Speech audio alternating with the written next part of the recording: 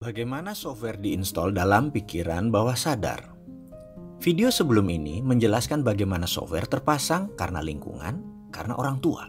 Dan ada baiknya saya berikan satu contoh lagi bagaimana pikiran itu diinstal. Mengapa penting bagi saya untuk menjelaskan banyak-banyak dan pengulangan-pengulangan tentang software ini?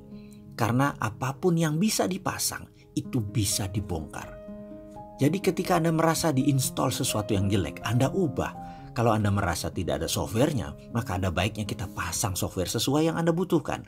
Cara pasang orang tua ke anak, kita bisa beri contoh dengan ilustrasi sebagai berikut. Saya tanya kepada sahabat semua, terutama yang wanita. Perhatikan bayi yang 6 bulan. Misalnya bayi itu adalah anak Anda, keponakan Anda, atau sepupu Anda. Bisakah anak tersebut berbicara? Maka kita semua akan menjawab bayi tersebut belum bisa berbicara. Komunikasi verbal bayi tersebut hanya menangis, diam, tersenyum, atau tertawa. Ketika bayi tersebut menangis kejar dengan keras dan lama, maka pertanyaannya, apa yang dilakukan oleh kedua orang tua itu? Atau orang tuanya? Ada banyak jawaban atas pertanyaan tersebut. Ada yang diganti popoknya, diajak main, dikasih nenen, dan lain sebagainya. Dan disinilah pertama kali database mulai dimasukkan oleh orang tuanya.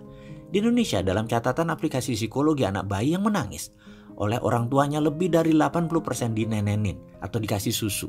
Sementara di Jepang, di Amerika, di beberapa negara Afrika, di Eropa budayanya lain lagi. Karena sudah dilihat tidak pipis, belum waktunya makan, tidak ada masalah fisik yang berarti, aman dalam box. Banyak orang tua hanya memainkan dan mengajak komunikasi sang bayi. Bayi pun begitu tidak diam, diteruskan main dan diajak bicara. Inilah yang kemudian hari di Indonesia banyak anak yang menggunakan tangisan sebagai senjata mempengaruhi orang tuanya. Karena tidak dibiasakannya negosiasi. Dibiasakan dituruti keinginannya. Anak menjadi demanding, sangat banyak maunya. Ada lagi yang harus diperhatikan.